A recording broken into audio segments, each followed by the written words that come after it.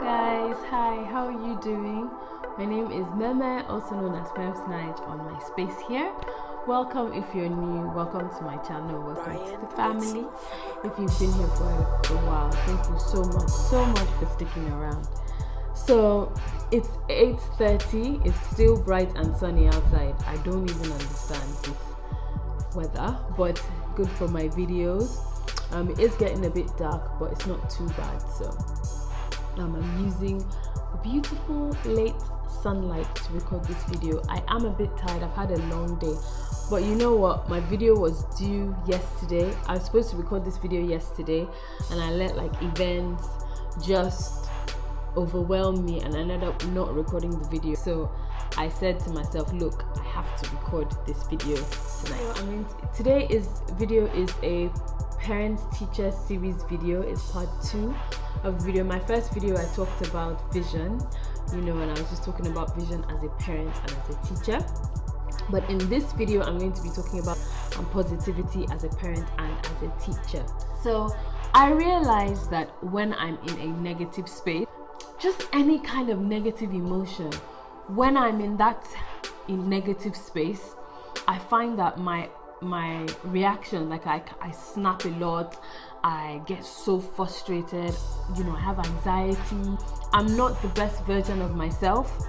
So but when I'm in a positive headspace, I'm able to focus, and I'm able to give the best. My response is actually well thought out, and I'm not just acting on my emotions and the way I feel, but I've actually thought out what response I'm giving.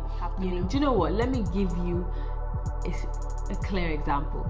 So 2 weekends ago, I was supposed to be going to London for something. We've planned out everything, we've planned out childcare, everything, and last minute we couldn't get the childcare that we had planned, and it kind of put a spanner in the works, because I had planned a lot for this trip, and I couldn't do it.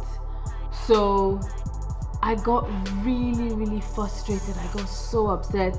I was like, okay, let me see if I can arrange childcare. Let me see if I can call this person. Let me see if this person can babysit. What can I do?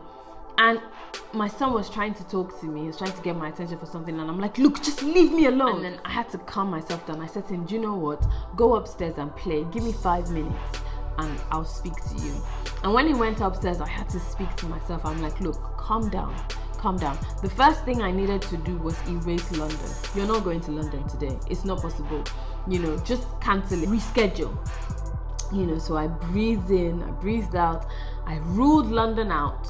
Okay, so now that we're not going to London, we have to make another plan. Now you're at home with your son. The plan that you had for, I planned that when the caretaker came to the house, he would go in the paddling pool for an hour. She would take him to the park. I planned activities that she would do. But since she wasn't coming anymore, now I'm like, okay, I have to do those things. And I had to shoot a video, I had to edit. So I'm like, okay, I'm gonna give him 4 hours, and then I can do the stuff that I need to do. So we, instead of going in the paddling pool, we actually drove to the pool. We went swimming, we came back, we went to the playground. We had lots of different activities. By the time we came back, he was knackered. So I'm like, all right, go watch iPad for an hour and have a nap, or play with your toys and everything. And I needed to do what I needed to do. It could have gone a different way. It could have got me irritated. Still accept the fact that I'm not going to London, but let that fact that I didn't go to London ruin the whole day for me and for him. Yeah, so that's being a positive parent. Now, being a teacher, positivity as a teacher. Now, this one has taken me a long time, because it's not so easy when it's not your family. The children, they're not your children. The staff that you work with, they're colleagues. Sometimes they're not really your friend. They're just people that you work with. Sometimes structures, things that are out of your control, things that you have no control over, can just come and ruin your whole day. When I'm not in that space with them, I'm also snappy. With them, I don't see. I find that when I'm in that positive headspace, I can see what they're showing me. I listen to their conversation. I sit down in the garden when they're playing and I'm actually listening to them. You know, when they're working, I can see what's going on. But when I let my emotions and negative emotions get the best of me, I'm not looking for anything. I'm just frustrated, I'm angry, I'm irritable, I'm snappy at my colleagues, I'm snappy at the children, and that's not who I want to be, because it reminds me of my own childhood and education. You know, growing up, I know that the teachers must have been like frustrated and they took out a lot of their frustration on me. I hated school, and me becoming a teacher, I keep saying I do not want any child under my care to go through what I went through. I told myself in the beginning of the year that I want to be a better teacher, that I want to develop my skills, that I want to actually see, you know. So I talked to myself at the beginning of the year. And it was almost like when I decided that I was going to be better, everything just went downhill. I was just having so many issues, you know, I was snapping, I was just letting every negative emotion get the best of me, because I didn't really know how to go about being this good teacher that I wanted to be. And I feel like when I started to think about like the things that get me frustrated, what are the issues? I started to really, really think. And for me, just staying positive in my classroom is staying focused. Every other thing is distraction. Every other thing is noise, you know, but staying focused is how I stay positive. Not letting all the external things get in the way of what you're trying to achieve. So every day I try and go in with a purpose. I go in with a plan. This is what I plan to do. This is what I plan to achieve.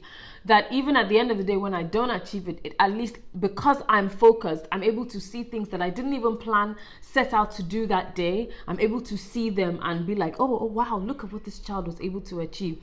Focus on what is important, because the truth is there's so much going on. It's easy to get distracted. It's easy to get negative. It's easy to get frustrated. But what I try to do is when I'm with the children, be present in the moment, you know, with them, give my all and just love them, because, you know, what's not to love with children, you know. So this is how I've tried to stay positive, just by focusing and obviously meditating. Sometimes I do get frustrated with some things, but I try to go to a quiet place and just meditate and just calm myself down and try and refocus and tell myself, remember, you're here for the children. You can talk about that later when you get home. You can vent about it, you know, which is why, oh, praise God, I have my venting people, you know, my venting family, people that I can vent to, because you need that, you know. And I always have people who I vent to and I just let it all out, and then I go and I pray about it and I just get on with it, you know, the next day. All right, until my next video, you know the drill. Spread love, spread positivity, and live always to inspire. Bye.